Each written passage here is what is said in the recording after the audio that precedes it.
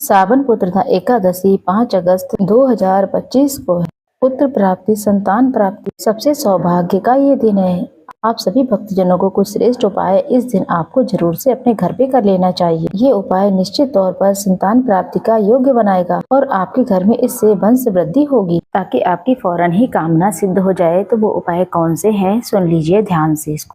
इस उपाय को करने के लिए गुरुजी ने बताया है, आपको एक कटोरी में खीर लेनी होगी, गौ माता के दूध से बनी हुई, लेकिन चावल नहीं, साबूदाने की खीर होनी चाहिए। फिर मखाने वगैरह की भी आप बना सकते हैं। आप चावल का प्रयोग एकादशी तिथि पर नहीं करेंगे, इस बात का ध्यान रखें। एक कटोरी में आप घी ले लीजिए। घी आप किसी भी स्वरूप में ले सकते हैं। घी चाहे आप कागज की जो कटोरी आती है उनमें ले लीजिए। वो घी वापस घर नहीं लाना है, क्योंकि वो घी मंदिर में ही आपको छोड़ कर आना है। तो चीजें आप सोच समझ कर ही लीजिएगा। बेलपत्र आप पहले ही तोड़ कर रख लीजिए, क्योंकि बेलपत्र कई बार चढ़ी हुई भी आप इस्तेमाल में ले सकते हैं। इसी कारण से बेलपत्र आपको नहीं मिल पाई है तो आप पुराने बेलपत्र भी ले सकते हैं। साथ ही सबसे बड़ी बात है, इस उपाय को आप घर पर नहीं करेंगे, महादेव के मंदिर में जाकर के करेंगे। बेलपत्र 3 से 4 5 जो भी हो आपके पास वो ले सकते हैं। साथ ही साथ एक जल का लोटा ले लें। गंगा जल जरूर जल के लोटे में डाल लें। गंगा जल पितृदोष की मुक्ति के लिए माना जाता है। पितृ प्रसन्न होते हैं तो वंश वृद्धि अपने आप हो जाती है। साथ ही आपको पूजा की थाली में 2 दीपक जरूर रखने। ये आप सारी चीजें लेकर के मंदिर में चले जाएं। निरंतर श्री शिवाय नमस्तुभ्यम मंत्र का जाप करते रहें। बिना व्रत के भी इस उपाय को आप सुबह कर सकते हैं। अगर व्रत करें तो बहुत ही बढ़िया है। आप सभी को सबसे पहले शिव मंदिर में जाना है। पूर्व दिशा की तरफ आपका मुख होना चाहिए, दक्षिण या फिर उत्तर दिशा की तरफ ना हो, इस बात का ख्याल रखें। इसके बाद गंगा में जल जो मिश्रित जो जल आप लेकर गए हैं उसे शिवलिंग पर सबसे पहले चढ़ा दीजिए। उस जल को आप थोड़ा सा ग्रहण भी कर सकते हैं या फिर अपने शरीर पर छिड़क सकते हैं। इसके बाद दीपक लगा दीजिए गोल बाती का। घी के ही दीपक का आप यहाँ पर प्रयोग करेंगे। इस कार्य को करते हुए आप हर हर महादेव और कहीं संतान की प्राप्ति हो,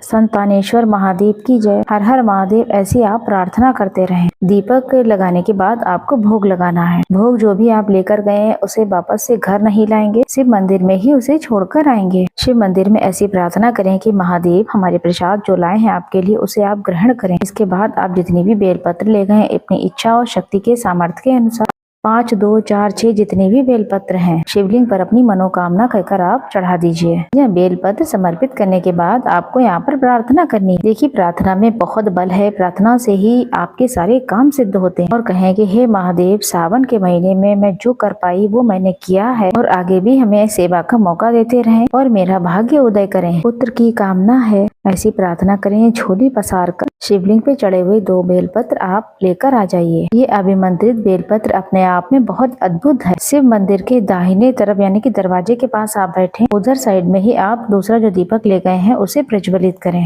वहाँ पर बैठकर एक बेलपत्र को चबा चबा कर आप खा जाइए। अगर पूरा नहीं खा सकते हैं तो तीनों पत्तियों में से आप थोड़ा थोड़ा खा लें। दूसरी बेलपत्र जो है, अगर आपके पति आपके साथ हैं तो वो भी वहीं बैठकर खा लें। अगर पति किसी कारण से नहीं आ पाए हैं तो उसे किसी किताब में, किसी पुस्तक में छिपा कर रख दीजिए। अगर पति आपके कहीं दूर रहते हैं, जब आते हैं तब उन्हें आप खिला दीजिए। और ऐसी प्रार्थना करें कि महादेव ये बेलपत्र औषधि रूप में हो जाए, इसे खाने के बाद हमारे घर की वंश वृद्धि हो। ऐसी भी प्रार्थना करते हुए इस उपाय को किया जाता है। ये दूसरा उपाय सारे कार्यों की सिद्धि के लिए, धन, नौकरी, पुत्र प्राप्ति, रोग, कर्ज, दुख, दरिद्रता। यहाँ पर आपको 7 या फिर 5 बेलपत्र लेनी है। जल के लोटे में गंगा जल डाल लें, इसे लेकर चले जाएं महादेव के मंदिर में। हमारे घर से पितृदोष दूर हो, धन की समस्या दूर हो, कष्ट कर्ज से मुक्ति मिले, ऐसी प्रार्थना करते हुए नंदी बाबा का जो उठा हुआ पैर होता है, जो शिवलिंग के पास में ही नंदी बाबा बैठे रहते हैं, वही हमारे कारक है सारे कार्यों की सिद्धि के लिए। नंदी बाबा के उठे हुए पैर पर थोड़ा सा गंगा जल मिश्रित जल चढ़ाएं और अपनी मनोकामना कहते आप 3 बार स्वधा स्वधा भी कह सकते हैं। जो आप सभी सामग्री, गंगा जल मिश्रित जल है और बेलपत्र है, वो सब शिवलिंग पर चढ़ा दें। इसके बाद आते समय कान में नंदी बाबा के